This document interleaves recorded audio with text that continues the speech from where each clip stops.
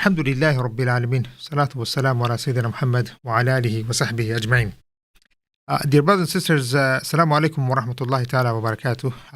As always, we are going to have a very crucial, very important, and in many ways a very also strategic discussion that obviously is on the minds of many Muslims in general, and I think those who always are who are watching Islamic Oasis, and that is what is going to happen in Rafah. As we know, there have been many developments in the last few days. The Israeli occupation, the new movements within Rafah, the American call for halting, but at the same time not really halting, allowing some things to happen, and then there may be talks of a Palestinian state, which we know are happening, but what will be the Palestinian state? What does it actually mean? Because we are, obviously, it's very clear that the Americans want a Palestinian state. And then we may, if we have time, talk about the student movements within the United States and what's happening on the campuses here. And of course, to discuss all of this, we have no other than Dr. Abu Talha, who is always we've always depended on him on many issues regarding especially this region. He is he's very close to the situation as he is back home constantly and looking at the situation from not only from the bird's eye view, but also being many times being on the ground. So to discuss all of these matters, inshallah, Dr. Abu Talha, welcome back to Islamic Oasis Live. Yes, Assalamu alaikum. Brother, and thank you for this very important sessions that you are carrying out throughout the crisis and throughout many times also. Dr. Abu Talha, let's go right into this. A lot of development, at least in the U.S., in the last few minutes, from what I am looking at, it seems like the CIA, the head of CIA, has walked out of the meeting. Or at least is saying that they're not achieving much out of Cairo. Looks like Hamas has left Cairo, and then of course what we are seeing happening in Rafah, Sheikh, and then of course the talk of Americans holding or not allowing Israel to have these bombers, the bombs, at least the 2,000-pound bombs that they were giving, and of course at the same time. Them being told that no, it's just the bombs, meaning the 2,000-pound bombs we're not giving you, but everything else we're going to give you.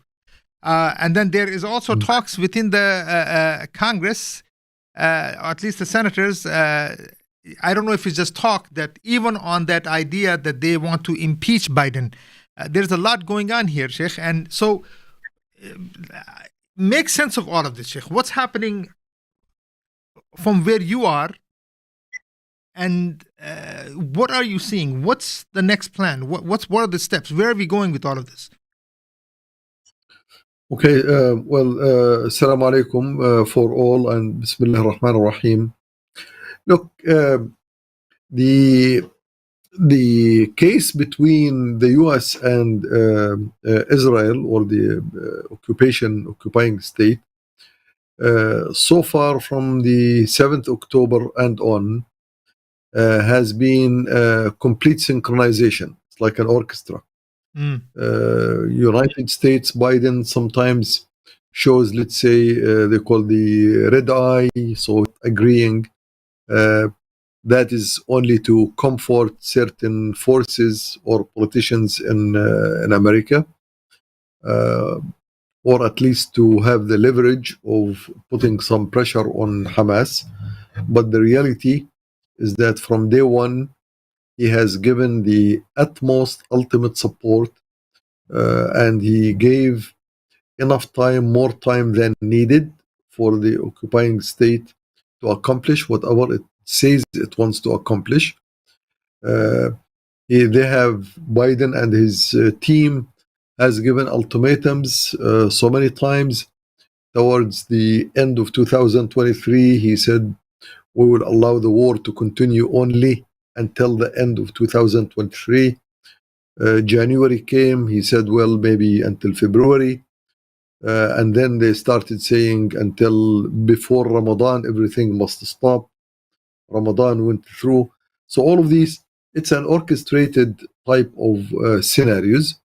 And we know for sure that the occupying state of Israel, in this case, will never be able to say no to America when the American no is serious. The American no is not serious. United States wants the occupying Jewish state to accomplish its task, to build the state that it believes it satisfies its needs, and then in return, United States will see that the Palestinians will be either evicted or who migrate or whatever. They will have their own state to live in, and where that state would be, many leaks have been happening. There are leaks have been going throughout the last so many years that eventually the Palestinian state will be a joint state with Jordan, joint state, and that will contain part of the West Bank, and of course Jordan, and the Palestinians in Gaza. They will either have to accept and live in the most southern part of Gaza, which is Rafah. Maybe that will be extended to Egyptian Arish or some portion of Egypt at some point. But that will give the Israelis, tell them this is the state that you are looking for. That's your final state. From this time on, there will be no war. Palestinians will have their own state. Immigration will cease to exist, according to the UNRWA chairman. He was saying all of these events, they will lead to one thing, that the word immigrant will be eliminated from the dictionary. There will be no more Palestinian immigrants, because You the mean intention refugees? is to, No more refugees. yeah, refugees. Yeah. Uh-huh. The word refugee, sorry, yeah, the word refugee will be eliminated from the dictionary of the Middle East, especially Palestinian refugee, because, and that's why he says there is big pressure on the UNRWA to be to go bankrupt or to cancel the UNRWA, because the refugee concept will be over. That's the plan. Whether they can achieve it or not is different story. You know, it seems like the settlers, they burnt the UNRWA office in Jerusalem. It looks like today. I don't know if that's part of the plan, or if it's because none of them have been arrested. And it's part of the plan. It's part of the plan. The accusation to the UNRWA that they had 7 members who were part of Hamas is part of the plan also. Cutting the aid from the United States, Britain, and France, especially, these are the major contributors to UNRWA. It's part of the plan. Going after UNRWA in general, and that's what the chairman of the UNRWA, he actually said this is that's the objective. The objective is to eliminate the term refugee, because they would claim, United States, Europe, and Israel, they would claim that, okay, we solved the problem, we gave you a state, live in your state, that's your Palestine. You want to go back to Palestine, that's Palestine. And what you refer to as Palestine is already Israel, and it will be recognized if things go the way they want. The all parties involved, including Palestinians, will accept the status quo. Sheikh, So this will be, Jordanian, or the wife of King Abdullah.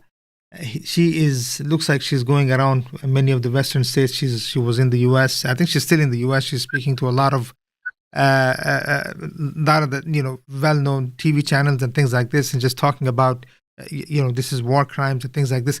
Sheikh, is this part? Is Jordan okay with this plan, or is she here to do something else? no, I don't think to do anything else. It is part of putting the final map for the new state. Who will run it, Sheikh? It will be run by both Jordanian and Palestinians as a confederation. So this will become a confederation of two states, Palestinian, Jordanian, and of course Palestinian. Why the confederation? Because Palestinian borders, the territory will not be sufficient for even a village. It is a scattered land. You cannot make anything out of it. So this is the only solution for it, is to get in confederation with Jordan. And then now what the queen, what the king is looking for is to make sure that his son becomes the symbolic king of the state. Symbolic king, not real. Just like the British king. That's the absolute maximum that they can get. Now, the wife of the king, since she is from Palestinian origin, whether she is looking for a certain post for her to be, let's say, the prime minister of the confederation, maybe, if she is not satisfied with her son alone, because her son will be a king and he will not have the ability to rule. So she might be looking for a certain position, at least in the transition period. It's possible. And so then what happens to the king? The king will retire. King will retire to his places in Europe, and he will retire because the king will not accept to be a symbolic king, because he has ruled as a real king for more than 25 years already. For actually, 25 years. So he would not accept the symbolic king. So but he doesn't want the throne to be broken. So what he will do, he will accept for his son a symbolic, and what he will do, he will live as king. He has enough to live as a king. Sheikh, that's what is all of this can happen without another conflict? That is the conflict that will solve it. This is the conflict. This conflict, the reason it has been extended. No, meaning that the Jordanians will accept this, or they're willing to accept this? Well, Jordanians have never been consulted from the very beginning. For even when Jordan was created, Jordanians had nothing to say with it.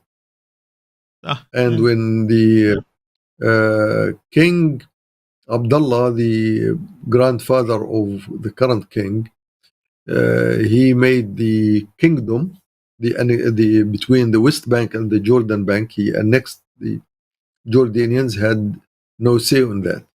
And in 1967, when the war took place and the West Bank was taken out, Jordanians had no say in that. So all of this is Jordanian people as tribes. This is primarily a tribal society. Jordanians, the majority are tribal society. The non-tribal society are the Palestinians who migrated from Palestine to Jordan early in the beginning of the 20th century and after the two wars, 1948 and 1967. So they became, they are almost a majority in Jordan. So the living inhabitants, the regular citizens, the non-tribal citizens of Jordan are Palestinians. So that already it makes the majority of population in Jordan are Palestinians. With the new evictions, if there will be evictions, there will be extra, the overwhelming majority. Sheikh, on the other side, But then, of course, go ahead. Of course, it will be the organization as being a confederation, which means this is Jordan, that's the West, what remains out of the West Bank, not all the West Bank. West Bank, more than 48% of the West Bank, according to some statistics, it's even more. It's already under the Israeli occupation through settlement. So the whole West, most of the West Bank is already gone. So what's left out of the West Bank has enough population, but not enough land. So that's the key here. Enough population, not enough land, meaning for the Palestinians or for the Palestinians. No, for the Palestinians. The Zionists, they already occupied whatever they wanted to occupy. So they have lots of territory already occupied in the West Bank. In Hebron, in Nablus, in Tulkarm, in Jenin, all over. Also, Khalil is gone. Course, all of this is gone. Yeah, all of it is gone. So there's very small territory that is yet left without settlements that can be annexed to Jordan in a form of a state. And the push today by Abbas and some Arab countries for the Palestinian state to be officially recognized by the United Nations as a state, I think that will pass very soon. But the way it will be done, the moment it is announced, in parallel, at the same time, they will announce the confederation with Jordan. Because I know that they did say some statements in the last few days, even regarding, I think he's made some statements regarding Masjid al-Aqsa also, saying almost, I think, to a point that it doesn't just belong to Muslims. Some type of a statement of that effect. I saw a fatwa given by some council, I think fatwa council somewhere, saying that this statement may say, it's he needs to take the statement back, but this is not from Islam. So is this, so this is all being prepared for what's coming? It's all being prepared for, and my belief that the moment the ceasefire will take place in Gaza and the war stops, that's the time when all the standing conflicts will have the resolution. So they will have one resolution for all. So Sheikh, otherwise the war will stop and there will be no resolution at all, which means it will continue in another phase. What can be another phase? Let me hold on, Sheikh. So let's look on the other side here when it comes to Egypt. You have Arish. You're saying, let's say Rafah, if the border is already in the control of the Israeli army, and then the other side is Arish. Yes. So if the Muslims in this area in Rafah are pushed to go into Arish, then so basically Gaza becomes some type of a zone between Egypt and in Israel. Is that a safety zone type of thing? And it will be a safety zone. Yes, it will be a safety zone. The Israeli occupation will extend until the south of Khan Yunis. That will become part of the permanently occupied land. And from south of Khan Yunis, where Rafah will open up for Arish for maybe 15 or 20 kilometers, and they will rebuild or build Gaza there. And that will be an autonomous state. It will not be part of the West Bank, Jordan. That will become Another state? autonomy. It will become an autonomy, which is probably just like Gaza was before 1967. The whole Gaza was part. It's an autonomous state within Egypt. That's what Gaza was. See, before 1967, Gaza was part of Egypt as an autonomy. Now, so it will be under Egypt, but autonomous. But autonomous, yes. So, and run by Hamas or run by who? PLO, Hamas, who? Oh, it will be no. It will be run by Egyptian army. Regular. No, the Egyptian army will be the controller, but the civilian state will be from bureaucrats, the bureaucracy of Palestine, business people, technical technocrats, but non-militants. I mean, there is militancy. There is one of the articles I was reading that they were saying that it could also be some of the Palestinian businessmen that could be called in to rebuild part of this. Yeah. So, Sheikh, they are already lined up.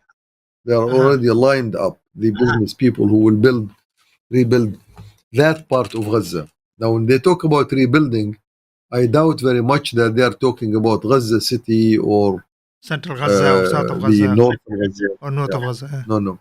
It will be the Rafah and south world. So that's what will be. So, Sheikh, I mean,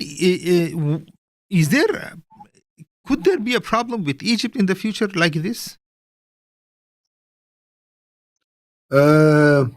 Look, the problem with Egypt like this would never happen, because the people who will be in that part of Gaza, that the remainder part of Gaza and Arish, these are Arabs, these are Muslims, and they will always look at Egypt, no matter what, that these are Muslims. So they will not launch 7 October like type of missions against Egyptians, and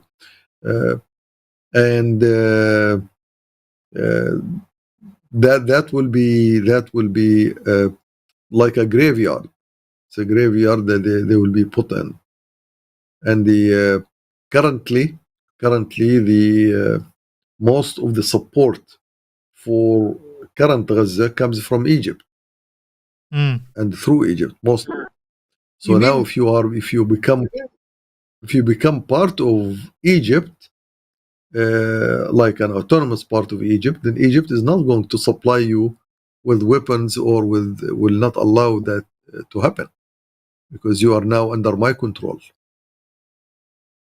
See, that's the irony here.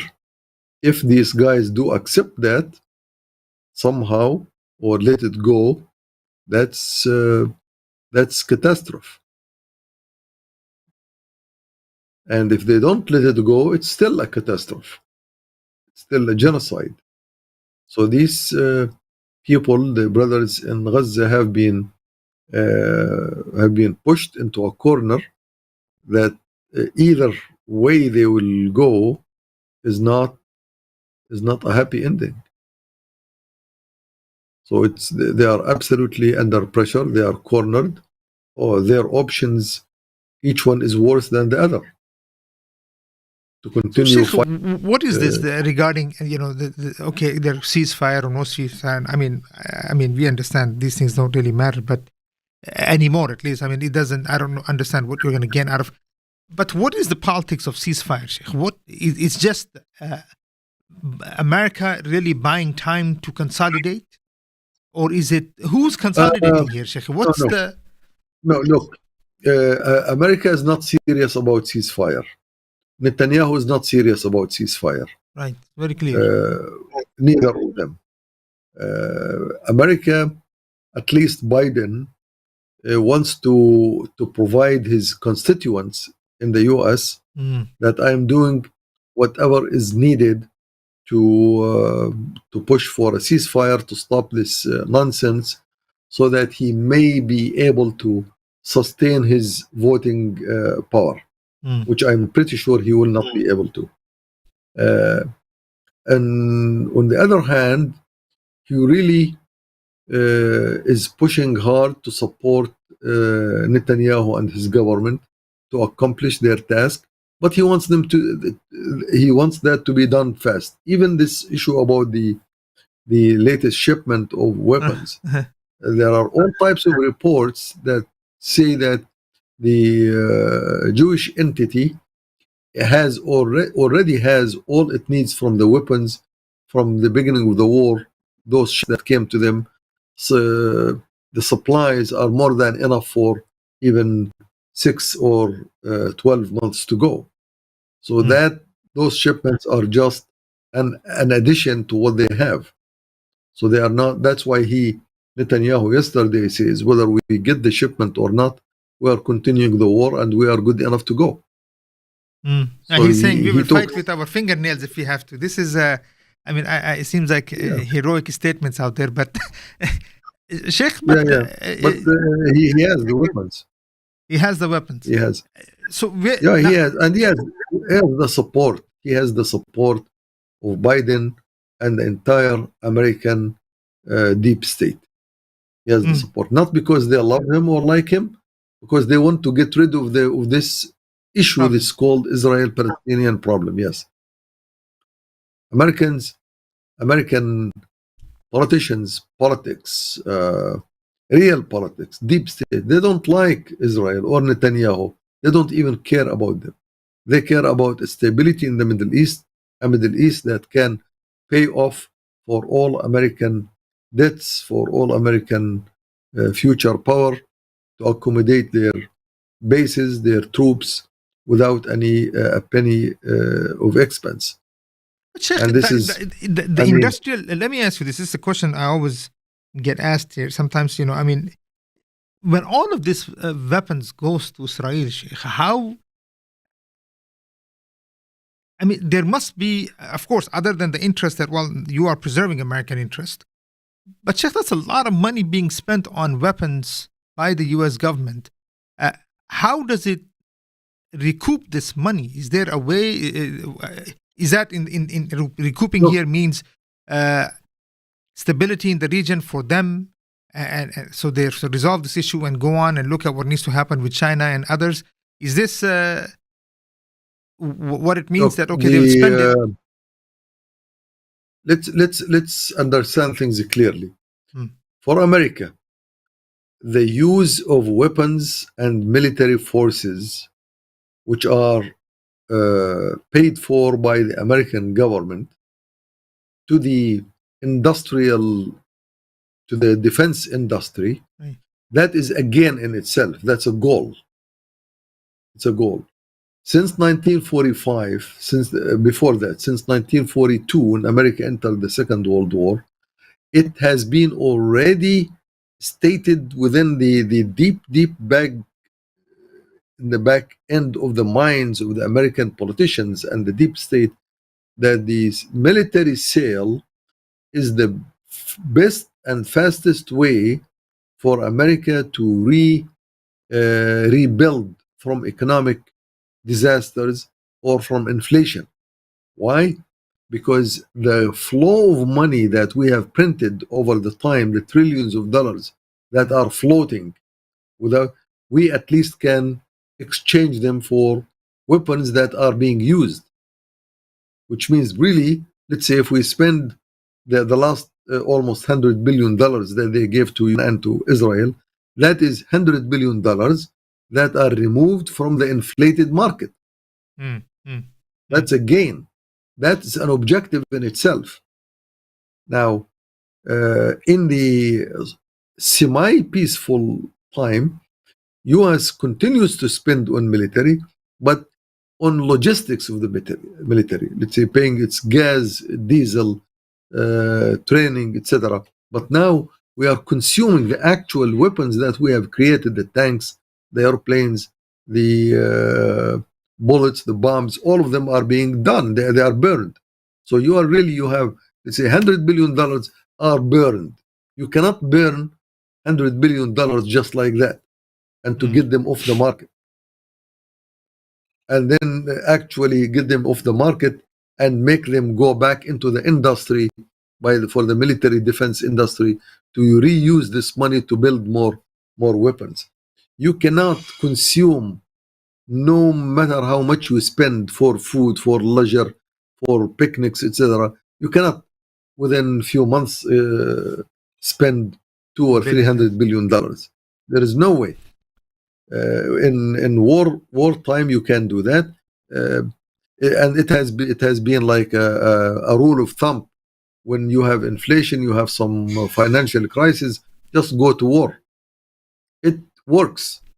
It had worked all the time. The only time it did not work during the Bush, the son, when he went to war after the .NET crisis and the financial crisis. Then he went to fight Iraq and Afghanistan. Why it didn't work? It did not work because these wars did not consume too much effort, because Iraq surrendered within few hours, and Afghanistan was not a big deal in reality, so that it did not help them. It was not prolonged war. Irrespective of that, I mean, despite the fact that they went to war, the financial collapse took place in 2008, and again, those because of serious, grave mistakes made by the Bush administration at the time. He miscalculated things. His team were not smart enough.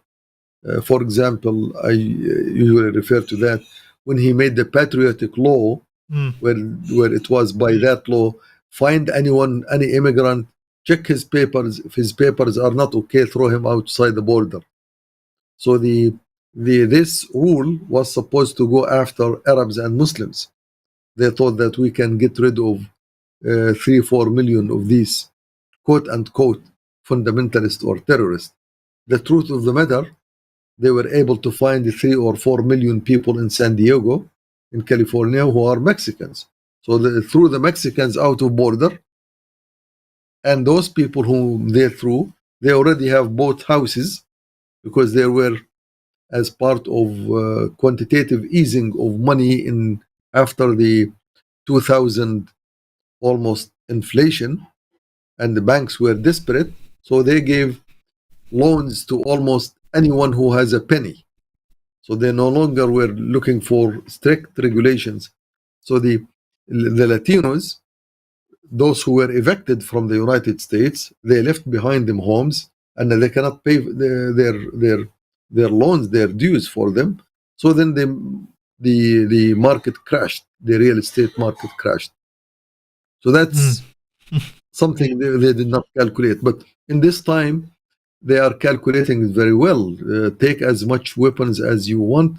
We are moving our cash around so it will not become stale cash and will no longer be inflation. So they're solving the inflation problem at the expense of the Gaza people. Just add this to our dictionary. That's how criminals the US politicians are. Sheikh, this would be interesting, actually, a discussion war as quantitative easing. That would be a topic by itself. How? Yeah, but it is. Iran, Sheikh, what I'm hearing, but again, from what some of the statements made, will Iran become a nuclear power, Sheikh? And Saudi Arabia, the whole idea of they're talking about the mega deal now. It was the Abrahamic, this whole thing that they were pushing. I don't know if that worked or not, but then you have this so-called mega deal where Saudi Arabia will be able to have some type of a nuclear plant for their electricity or power usage in Iran. Is there being there must be deals being made? Because a lot has happened. I mean, the whole idea of Iranian this embassy being attacked in Damascus and all this. What's the reality behind these? What's the deal with Iran? The reality of Iran, look, I will put my shoes for a second in the place of Biden or his Secretary of State or whoever. When I look at the Middle East and I want stable Middle East because it costs me less to control. When the Middle East is stable, it will run for my favor, but it will cost me less. That's what stable means. Now, Middle East, the area of the Middle East has 2 states or 3 states, critical states which are not part of the makeup of the Middle East traditionally. The state of the Jewish state, it's a new state that has not become integral part of the Middle East. It's still a foreign state. It's still an invader, if you will. It's not integral part. That's the issue. Number 2, Iran, since the Shah left Iran and was evicted out of Iran, before that the United States had legal presence in Iran, military presence, because the Soviet Union was supposed to be a threat to Iran, because Soviet Union was on the border of Iran, and there was a very powerful, active communist party in Iran called Tuda. So now we got rid of the Soviet Union, and then we got rid of the Shah of Iran, and there is a new state which calls itself the Islamic Republic, using the Ja'fari madhab, which is fine, but it's not an integral part of any region. It's a lone state. In the same manner, Turkey is. So Turkey tried very hard to be part of the European Union, but it was rejected and continues to be rejected by the European. It is part of NATO, but NATO is not a region. NATO is a global military force, so that's not a political region. So you have 3 states: Israel, Iran, and Turkey. Those, according to the United States policies, deep state policies, the Council of Foreign Affairs plans, we need to integrate Iran, Turkey, and Israel in the Middle East. Now, the current war is a war of reshaping the Middle East the way America wants it. So it's not a war for, although Gaza is the sacrifice, the people of Gaza are the sacrifice, the Israelis also, they are paying big price for the first time in their history. They have thousands of people who have been killed there. So they are paying a price. It's not as much as the Palestinians, but still they are. And the reason why America wants that, because America wants now today to reshape the Middle East, reconstruct it, or construct it in a manner that is different than what Britain and France did more than 100 years ago. It's a region that was created almost 100, or actually more than 100 years ago, was created after the First World War, and that is too old. Now it's about time to reshape it. That's how Americans are looking. Now, how do you reshape it? We have to include Israel, we have to include Iran, we have to include Turkey. So the skirmishes that took place, the play, I will call it, between Israel and Iran, Israel makes a serious attack that Iran cannot resent, cannot accept, and if it does not respond, it will collapse the government. So Israel makes an attack on the embassy in Damascus. Iran makes a response with a few hundred rockets. Most of them did not reach. So there is an involvement now. So this is the conflict that is the conflict of making or building the Middle East. Iran is involved. Number one, it was involved through the Houthis in Yemen. It was involved through the Hezbollah in Lebanon indirectly. It was involved through supplying Hamas with weapons indirectly. But that's indirect. But it has to be involved directly. So it is, since it has attacked Israel, and Israel attacked its embassy in Syria, it means officially Iran is part of the conflict. But what is the conflict? The conflict is rebuilding the Middle East. Now, if you noticed a couple of weeks ago, when the big delegation from Hamas went to Turkey, and there was a big rumor that Qatar is being slipped or taken away or there, which is not true because Qatar is there all the time. But the big propaganda, the big show is that Turkey is an integral part of the Middle East. It is directly, physically, politically, emotionally involved, and it's keen about the political status of the Middle East. So that's an inclusion of Turkey, official inclusion of Turkey.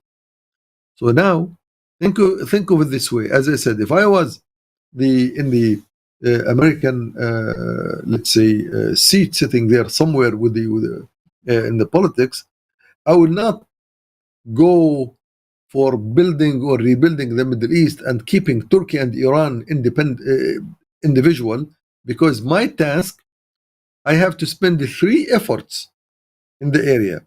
One for the Middle East that includes the Arab countries, and one specific policy for Iran, and one specific policy for Turkey, and one specific policy for Israel versus Arab countries. And the bigger policy is for the whole Arab countries, the Gulf states, Jordan, Egypt, North Africa, etc. That's tedious. That's very tedious for politicians. That's not politically correct for a big power like the US. The big power like US who said, look, you guys, all of you in the same area, I will shoot you in one shot, or kill you in one bullet, or feed you with one meal. That's the way to do it. But I'm not going to feed you in 4 different meals, or kill you with 4 different fronts. That's how big powers think. So Iran was, now as we speak today, has officially been involved and being hit or burned by problems in part of the Middle East, which is in Palestine. So I'm with you. So I am part of you. So that's what the issue of Iran was. That's why it was made within a few days and stopped. It's done. It's over. It's a response which is done. But officially now we are engaged. So officially engaged Iran in this issue. Everything else is crap. Well, that's the real thing. So everything, as far as gaining anything out of this other than this the whole idea of nuclear plants, nuclear this, that's all. So now that nuclear plant. No, just about the nuclear, I forgot to mention. America is very keen about Iran getting the nuclear, not only energy but the nuclear power, right? Nuclear weapons. Why? Because you cannot maintain internal stability in the Middle East if one state like Israel has nuclear weapons and none else has it.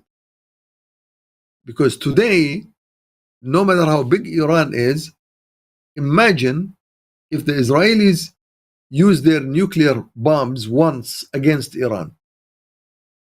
It means it's a complete disaster for the Middle East. Then Israel becomes the local superstate. And America would not allow that. Will not allow Israel to be that, will not allow Iran to be that. So now you have 2 solutions for America. Either strip Israel out of its nuclear weapons, which America will not do that because they want Israel to have self-confidence in its own existence. So it will not do that. The other option, get Iran to be militarized, nuclear militarized. Yeah, because I think today Saudi Arabia will not get it. Yeah. I mean, the statement out of Saudi today, I mean, Iran literally saying that if you are pushing us, it's telling, it looks like it's telling Israel that, don't push us to that end, which means so that means these statements are being leaked in They're many well ways. I mean, defined. I mean, these statements, they are phrased in a manner that everybody knows exactly what's meant. mm, What's meant. Don't push us to that end, because underneath the other words, we are getting our own nuclear weapons, so we can respond mm. similarly. Right. That's Now, what of it was. course, yeah, yeah. So Of course, and Saudi will Israel. get nothing out of this other than No, no, supposedly a mega deal and this and that. So nothing. But Sheikh, how can Saudi accept nothing, that as far as nothing. Iran becoming a nuclear power and then Saudi without? Is it that they don't have the know-how, or they will not? They don't have the infrastructure, or No, is no. it that they? No, simply they were not selected to do that. United States is the one who selects the major powers. Look at Indochina. But what I'm asking, Sheikh, is that because they don't think the competency is not there in Saudi Arabia? This Muhammad Salman, he doesn't have the mind. Obviously, he doesn't. But I don't think it counts. Look, think of yourself. If you are in the shoes of Blinken or whoever else, all you need in the area, two states to counter each other nuclearly, and everyone else has to submit. So now Israel by default has to be one. Second one, who's going to be? If you were to think about that, Egypt is not a good idea, because Egypt at any point of time you can have a revolution that can overthrow the government, and you will have some sincere people who are not going to abide by what the United States says. That's too risky.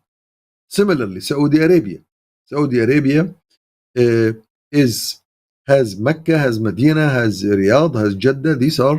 These people are, the majority of the people are not Al Saud. The majority of the people are regular citizens.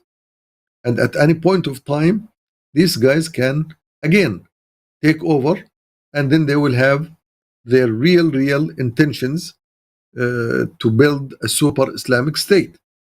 Now, Iran is not an Arab, so it will not go with the Arabs, no way. Even with even Iraqis are Shias, but still, to them, these are different. They are not Sunnis, they are different cult. So Iran would remain self-isolated, although it becomes part of the Middle East, but self-isolated. And it's far away from this so-called Israel. There is a big distance. So the most fit place to be a counterbalancing power is Iran. Now, Saudi Arabia, since the time of King Fahd complained about this. He complained about the fact that the United States will go with Iran as being the next super state in the area.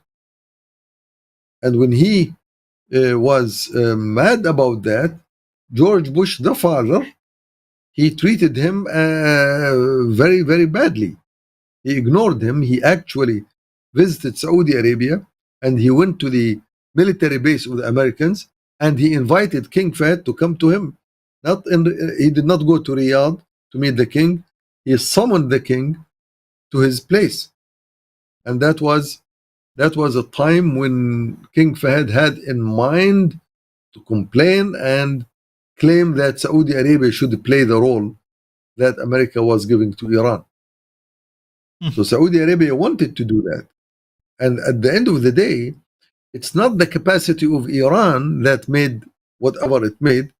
It is the United States protected Iran all the way through and took the Iranian file of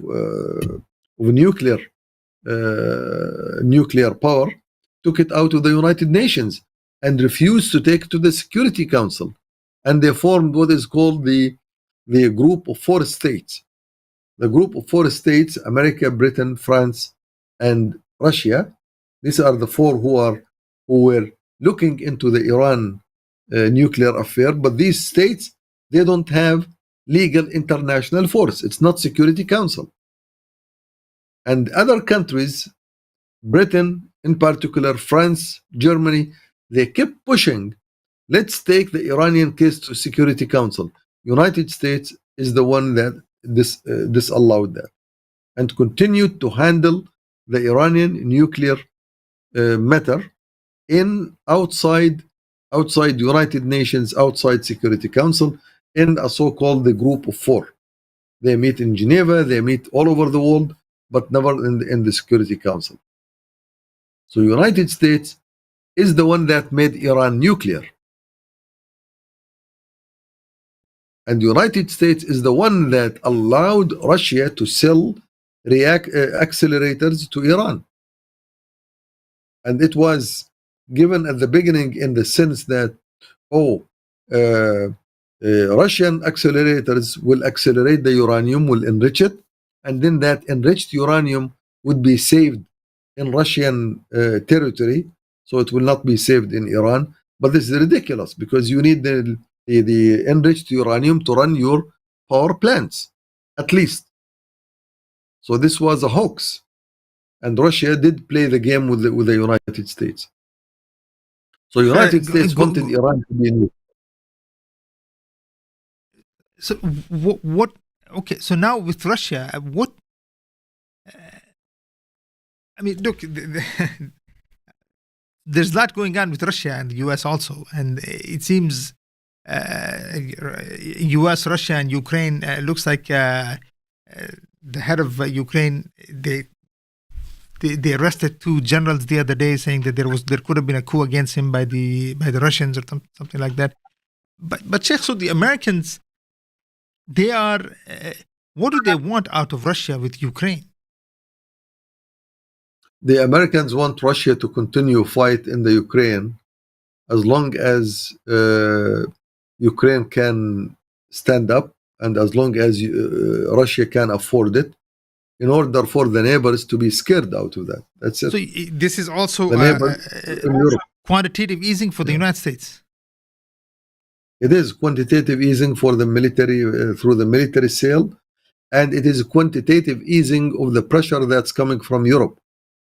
Because America does not want Europe to breathe. So let the war be on the borders of Europe. At any point of time, it can be extended. And remember, Russia has threatened so many times that it can extend the war to the neighboring European countries like Poland, at least, which are part of the NATO and part of Europe. So the United States, what it wants from this war, it is paying money.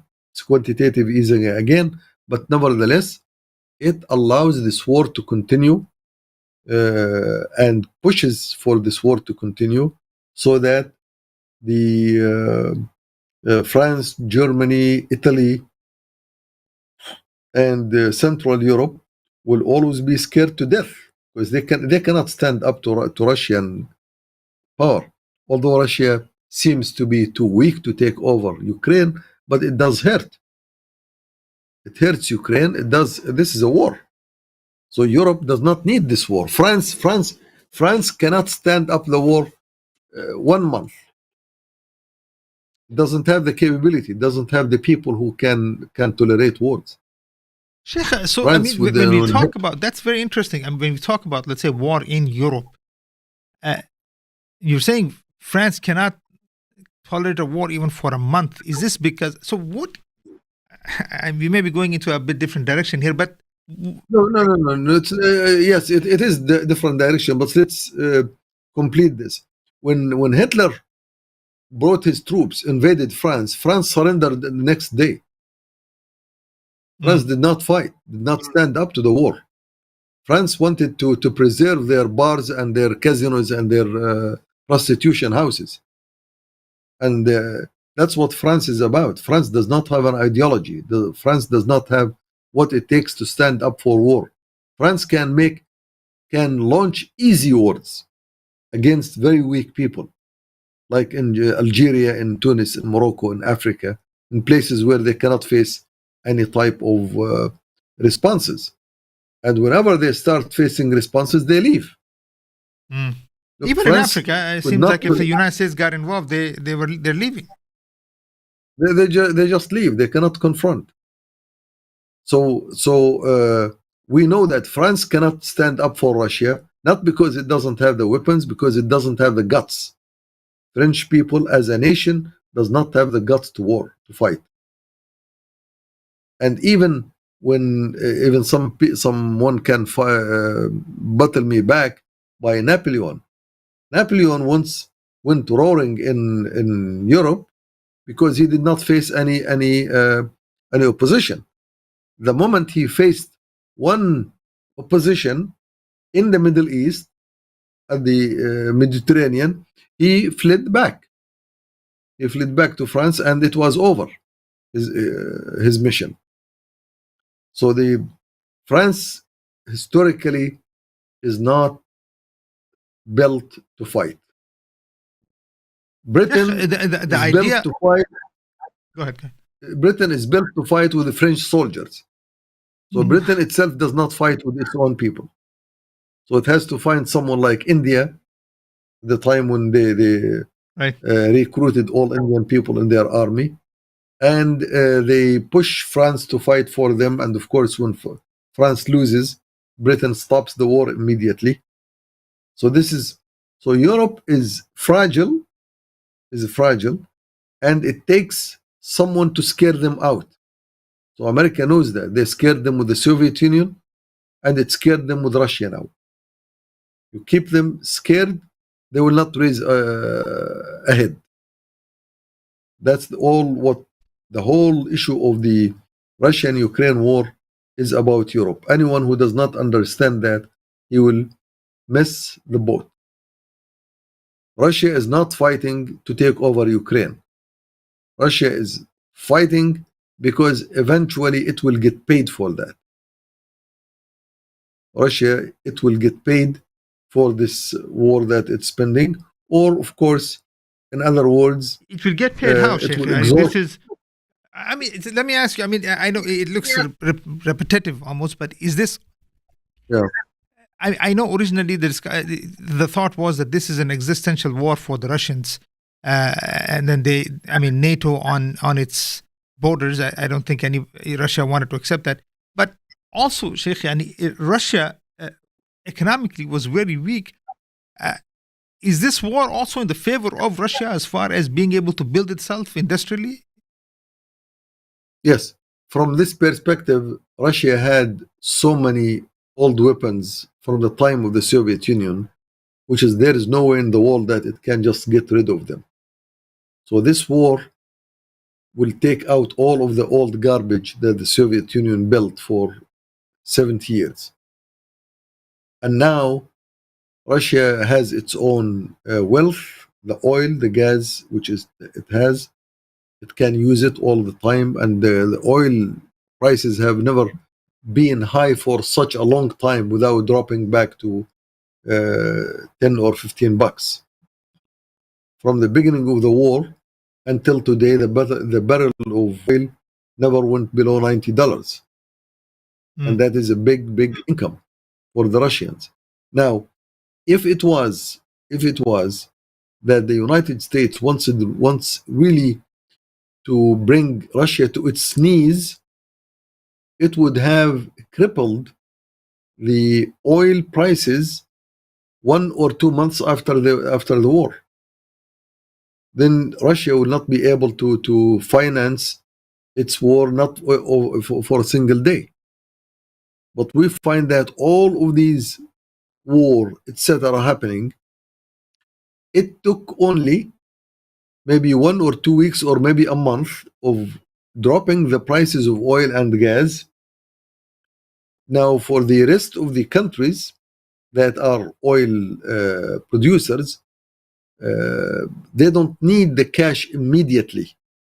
When you are not spending too much, you don't need it because you have lots of reserve cash. America has lots of reserve cash. Saudi Arabia has lots of reserve cash. The Gulf states, all of them have. So it doesn't matter if the oil prices went down to 50, 40, 30, 20, or even to $5, just like during Corona time. It went down to minus $40, if you remember, when America Mm. said, okay, I will pay anyone who picks my oil for $40 a barrel. Just come and pick it up. That was price of oil went negative. So it can go negative. It can go to pennies. It can go to a few dollars. But to remain within the $100 range, that is a payback to Russia, which is one of the largest oil exporters. So that's just to show that Russia is actually using the war to rebuild its military machine. So it's benefiting from that. Now, there is another benefit that it will get. I will tell you something. When Russia came out of Syria, almost finished its mission in Syria, Saudi Arabia went to Russia and they bought Russian fighter jets. I think the deal was more than 10 or 15 billion dollars, or even more than that.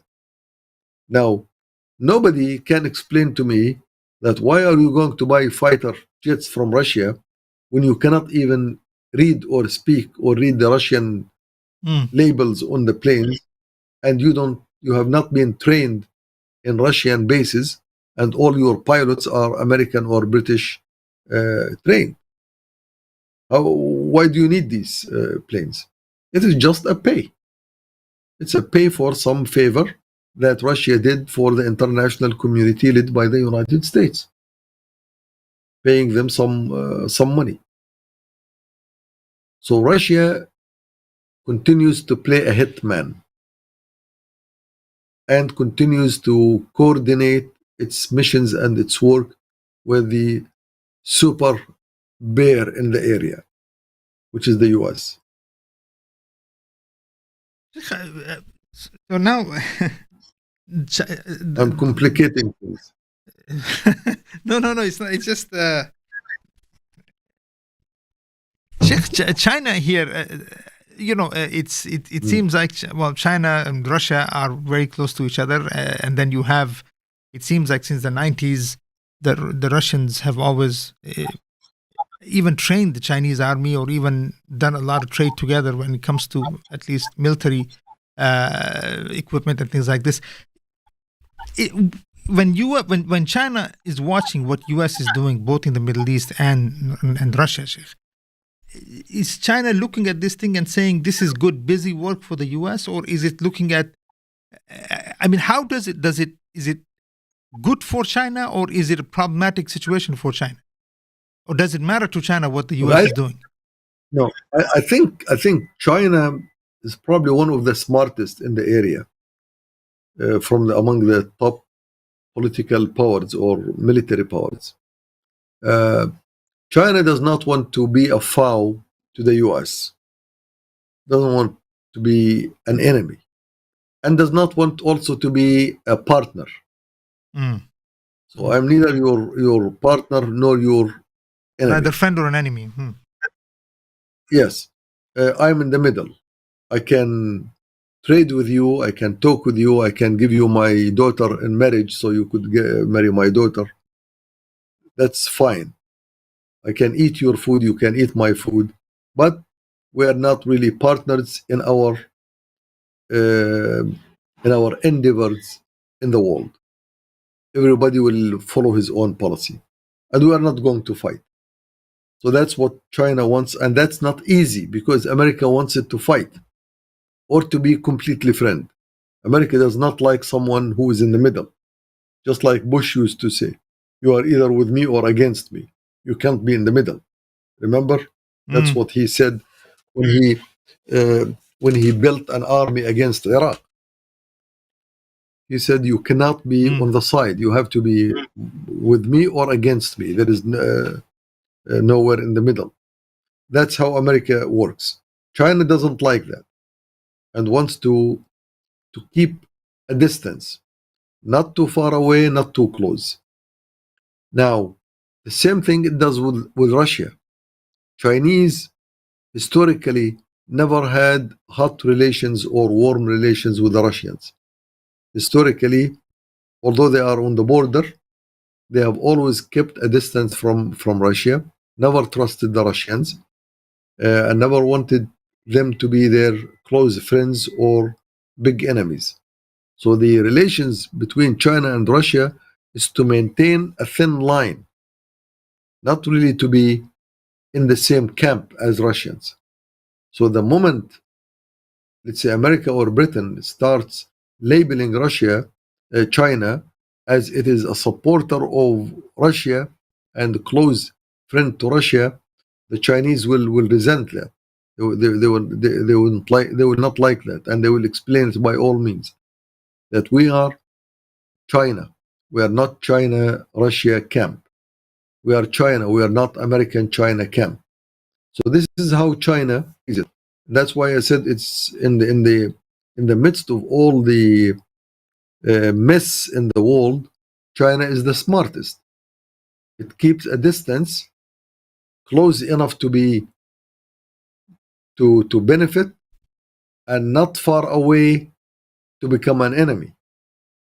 And in the such chaotic political order, that's not an easy task. That's a very, very difficult task, just like who's dancing at the edge of a sword. So no matter how you move, you are going to cut your part of your skin. So you have to be very, very, very careful. And that's the best way to describe China. So China and Russia, they are not allies. China and Russia are not enemies. China and America are not enemies, and they are neither allies. That's how you can do China. Now, if the United States faces a serious issue that will collapse the United States, especially, let's say, financially, the first one to come to aid of America is going to be China.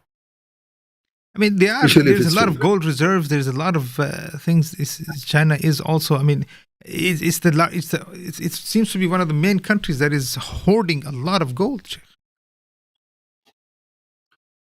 China still knows that no matter how much gold they have, it will not compensate for part of the dollars that it has. Gold today, the only benefit that these guys are thinking, because the gold prices is high, and it's better to turn your assets into gold than in dollars or yen or pound or euros. But nevertheless, China knows that this is not a safe haven when it comes to the real big money. Big money in China. To say that if United States gets into a real situation financially, China could come to aid. Yes. What does that mean? It's bailing US out for a favor, or it will, or coming out as a power? For a favor. No, not for a favor, but it will bail it out, because if America's financial system collapses, China will be the next to be destroyed, not only collapse. It will be even worse, because the American investments in China is way above and beyond what China can afford to lose. All of its industry, whether it's the building of the industry inside China or the trade of its products outside China, all of it is financed by the American money machine, the American dollars. This is China cannot escape that. It knows it's. Remember in 2008, when the financial system collapsed, China was the first one to bail out the top companies in America, and to help the United States do that government. China was the first one to come to the aid of the US, although it was an opportunity to see America trashed for the Chinese, but they know that's not their choice. They don't have that choice. But then, Sheikh, the whole talk of India being in the middle, what could be the usage of India, though? I mean, I know we went from Rafah to India, but still, what? Because it seems like all of the iPhone sales are not now coming out of India rather than China, and China is angry, and now, of course, all the iPhone sales are also going down. But are you looking at what is India then? Look, in India is a service provider. Mm. India is a service provider to the international economic affairs, which are mostly U.S. Who made India? Look at Indian IT sale before 2000. Not far away, not long time ago. Back in 1997, from 1997 until 2005, the total IT sales in India was negligible. Was not even as big as Brazil. But then out of a sudden, the outsourcing from the United States went to India. Outsource. Just they built Bangalore.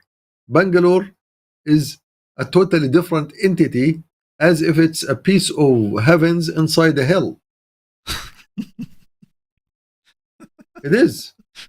Have you been to India? Yeah. You are Indian, right? I'm sorry.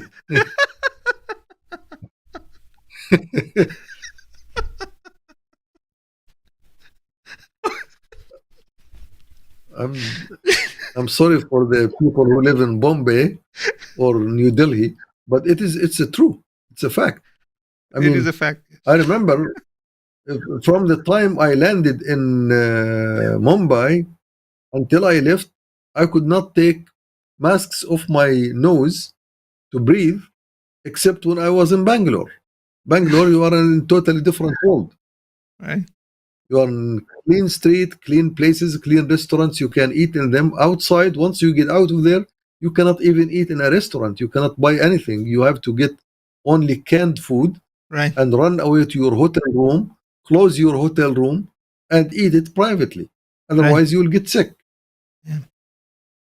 And this is so. India is the whole India is a fake. There is only a few spots here and there that finance the entire India. And now, I remember when I was trying to get a visa to when I was still with Motorola to India. One lady girl, she was telling me to come maybe a next day. So someone heard her from inside. I think he was the council or counselor. He saw me leaving. He came after me and he said, "Whom do you work with?" I said, "Motorola." He said, "And is she telling you to come tomorrow?" I said, "That's what she said." He said, "Follow me." To his office. He took my passport.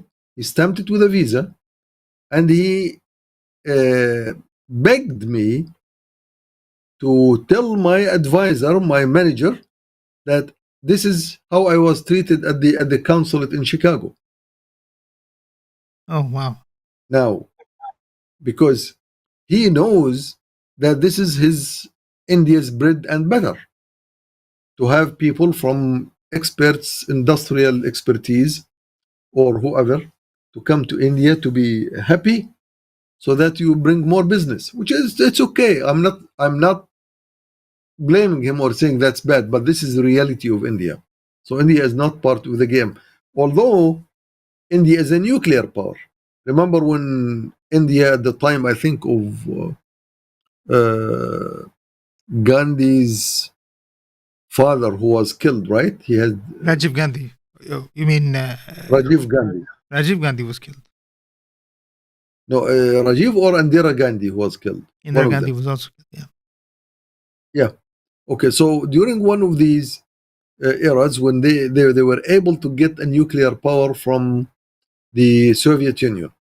Right. So Indira Gandhi. Yeah. Indira Gandhi. Right. She got nuclear power from the Soviet Union, and the Soviet Union has already made an agreement with the United States after Kennedy Khrushchev deal. Now, why would Soviet Union give India nuclear power for free? because they wanted India to neutralize China, who has already become a nuclear power. Now, India sits in the middle between China and Pakistan. Mm.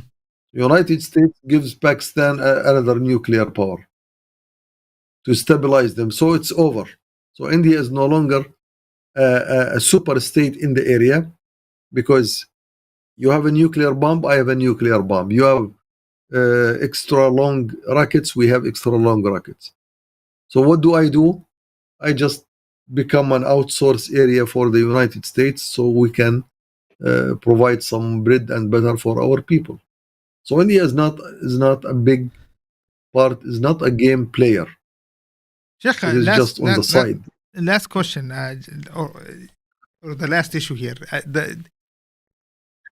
I'm sure you're watching what's happening here in the universities. All over Ivy Yes. League universities are, protesting. There is whole encampments going on all across campuses and things like this. Mm.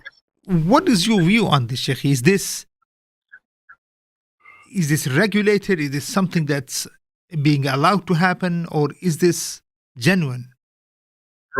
No, it's well, it's Genuine from the all of the sense above. of the average sincere people Yeah, that you find everywhere, but yes.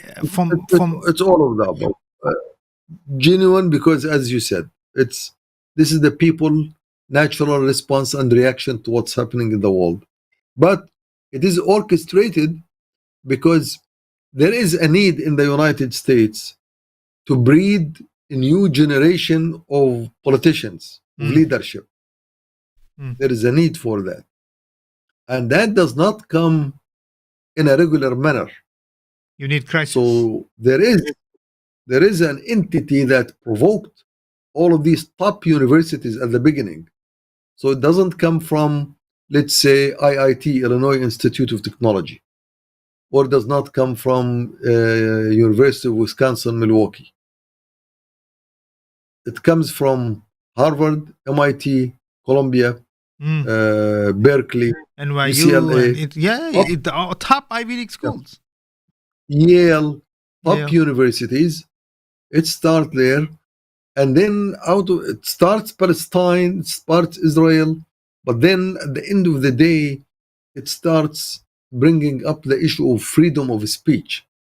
Our freedom of speech is in danger. Our freedom of speech, what made up America, the fundamental thought that built America, is being trashed.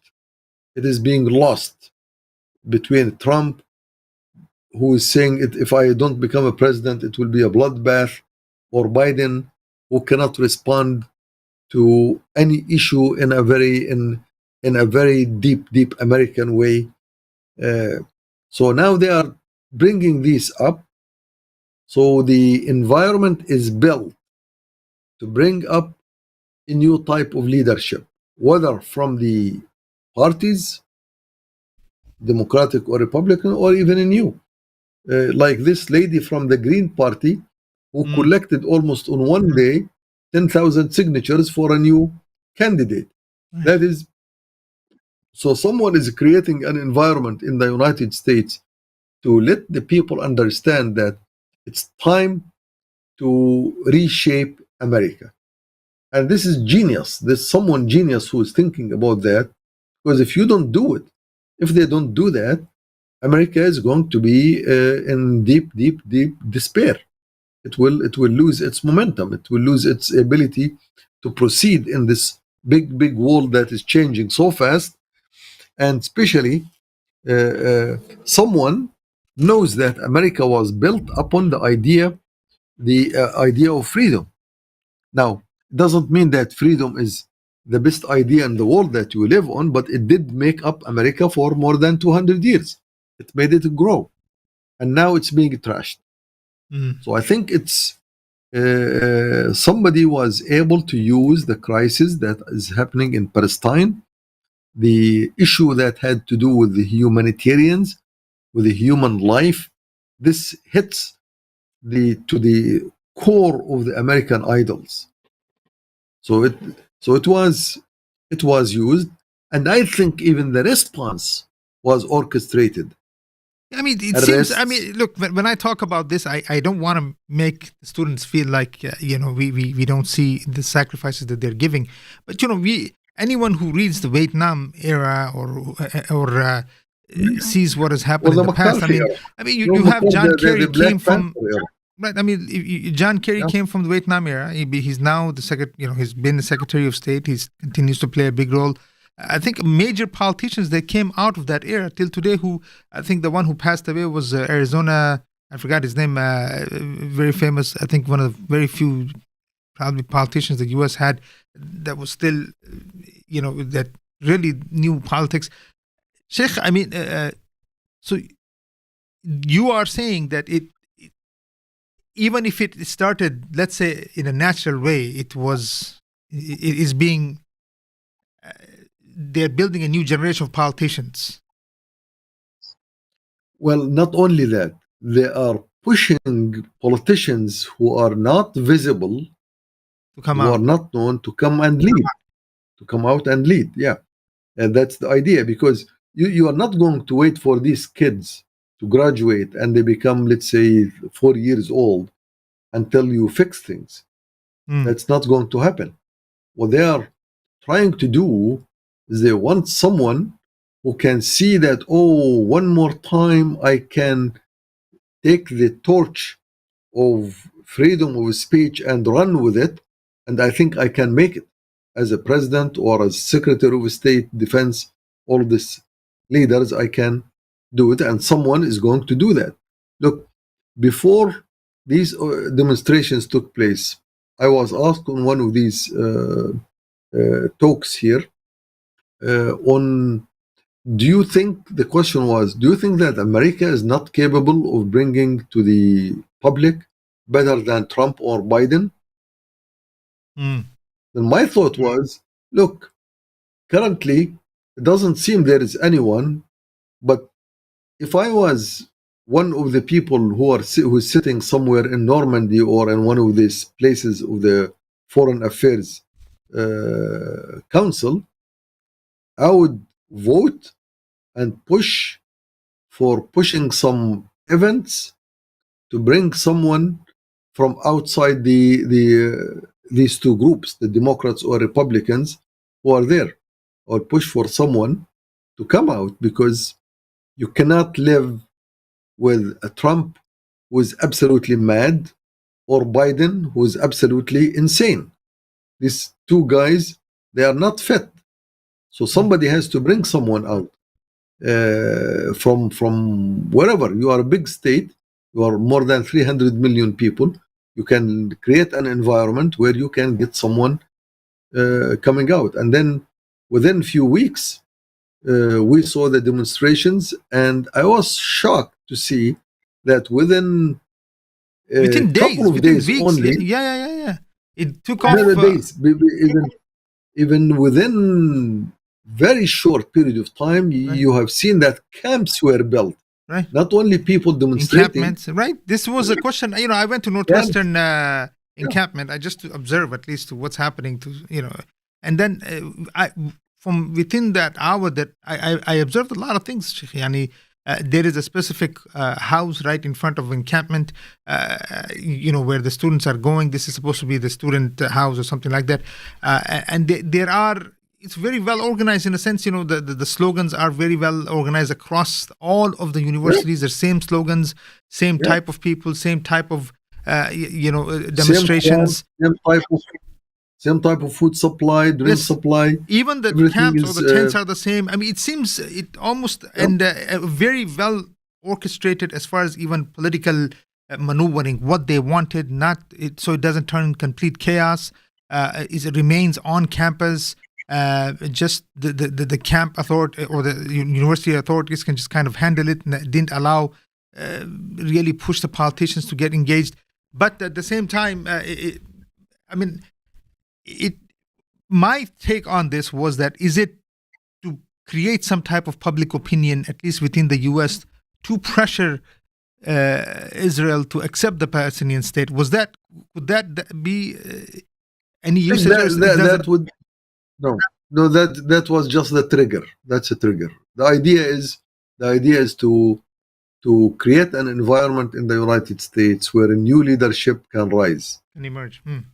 And then they will use it in the whole election process from now until November to use the youth, the young voices, the young votes, the young support. Now they may be able to make it to the presidency, or they may not, but it will at least start the ball rolling. And at the end, Sheikh, now Rafah, go ahead. I'm sorry. I would say this is very smart the way it was being done, and that's what I really anticipated. Something I never anticipated that it will come out from universities, but I thought it will. I never thought that America will allow the election process, this one, to go without trying to regenerate of the American ideals. It's a big nation. It's still a living nation. It has lots of problems, lots of crises, but it's not dead yet. Oh, of course, so it can revive what it has, and I think that's what they are trying to do. All right, Abu Talha, with this we'll end it, inshallah. There's a lot more let's see what happens the next 2-3 weeks. Seems to be very crucial time coming up. We're seeing a complete rebuilding of a region with a death toll of 40,000 Muslims, and more than 70% being babies and women and children in general. So I don't know how long the Muslims will continue to allow this, as far as using their blood and their bodies to just build and rebuild and the outsiders as they wish.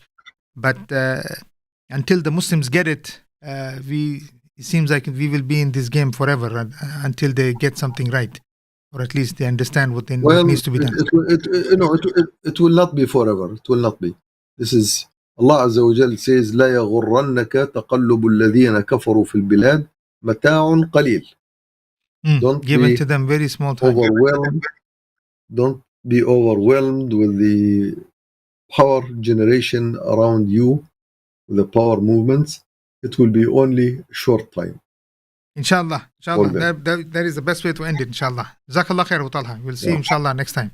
Jazakumullah khair. And brothers and sisters, to all of you, assalamu alaikum wa rahmatullahi ta'ala wa barakatuh. Until next time. Assalamu wa rahmatullah. Alhamdulillah.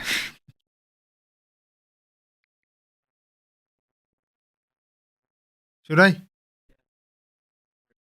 All right. So, brothers and sisters, as you heard, what Abu Talha was saying, there seems to be a complete rebuilding of the Middle East going on as we speak. Especially what will happen. I mean, Americans have been pushing for the two-state solution. It seems like it's going to be a two-state solution. But we did end with the ayat of Allah subhanahu wa ta'ala that don't be overwhelmed with what they are planning. At the end of the day, Wallahu ghalibun ala amrih walakin aksar an-nas la ya'lamun. Jazakumullah khairan. Assalamu alaikum wa rahmatullahi ta'ala wa barakatuh.